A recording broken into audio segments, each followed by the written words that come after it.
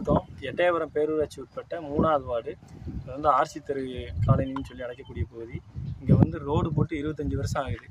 Road வசதி கிடையாது, கான் வசதி கிடையாது. கானில் வந்து தண்ணி பெருகி மழை பெஞ்சதுன்னா தெருவு வீட்டுக்குள்ளெல்லாம் தண்ணி இறங்குற மாதிரி சூழலில் இருக்குது. தண்ணி அந்தந்த வீட்டு முன்னாடி தான் பெருகி கிடக்கு. இதனால் நோய் தொற்றுக்கு அதிகமாக அங்கே ஆளாகிறாங்க. இது குறித்து பல தடவை பேரூராட்சியில் மனு கொடுத்துட்டோம். முக்கியமாக அந்த மையானம் இங்கே வந்து அடக்கம் பண்ணும்போதே எல்லோரும் உயிர் பயத்தோடு போயிட்டு வர சூழலாக இருக்குது. ஏன்னா எப்போ இடிஞ்சு விழுனே தெரியல. இது குறித்து பலமுறை நம்ம பேரூராட்சியை போய் அணுகியாச்சு. அவங்க செஞ்சுதாரன்னு வாய்மொழியே சொல்கிறாங்களே தவிர இதுவரை எதையுமே நிவர்த்தி பண்ணி கொடுக்கல.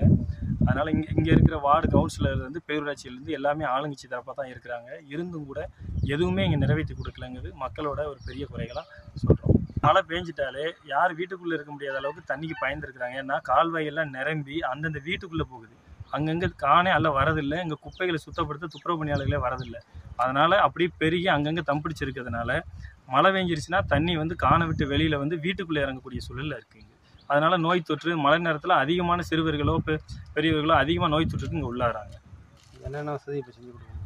இங்கே வந்து முக்கியமாக சாலை வசதி வேணும், கான் வசதி வேணும். முக்கியமாக துப்புரவு பணியாளர்களை வச்சு அப்பப்போ கானில் உள்ள குப்பைகளை அள்ள வைக்கணும். இந்த மையானம் உடனடியாக எங்களுக்கு நிறைவேற்றி கொடுக்கணும்னு கேட்டுக்கிறோம்.